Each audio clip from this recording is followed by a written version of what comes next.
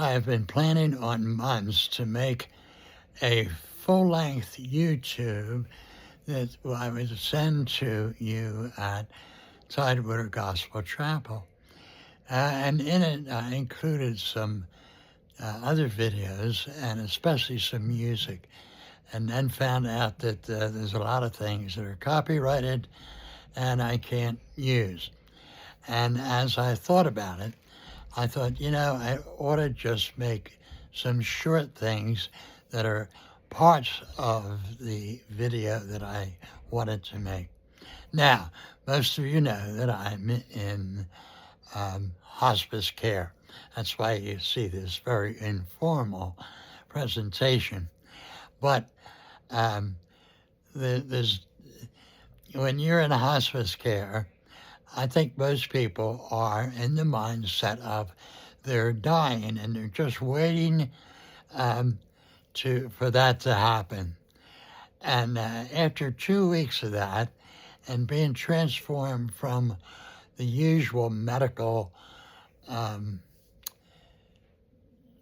mindset of going to the doctor and going to the hospital and taking lots of medicines to get better, the final doctor, after my 6 visits, said, there's nothing we can do for you. We don't know what causes the problem that you're having with this low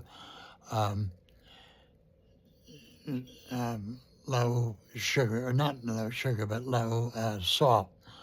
And that is really devastating. I never knew there was such a thing as low salt. My mother always said, you're taking too much salt. Stop that. You're going to have hardening of the arteries.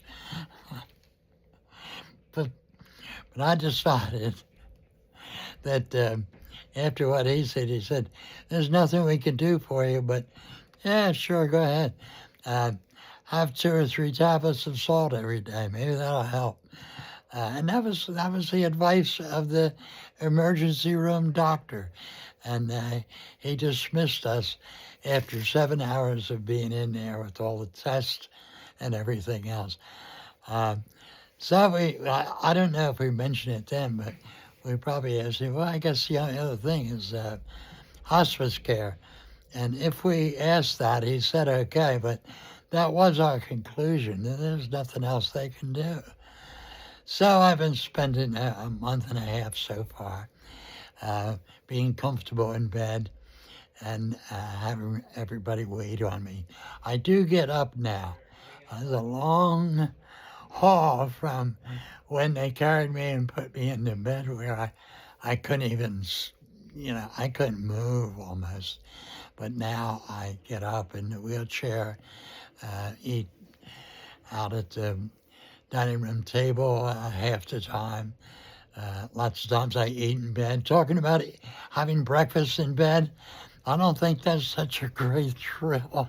I get breakfast, lunch, and supper in bed, and I would much rather eat it in the dining room.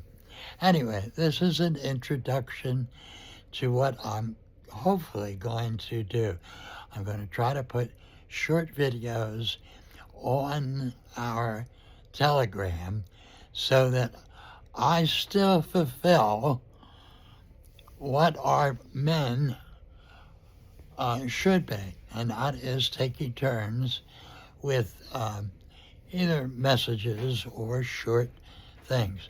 I'm not dead yet, and it's going to be God who decides when that happens. But my mindset is changed now to doing what I can do in this limited situation. And so far, I've ministered to all the nurses that have come in, and to friends and to relatives.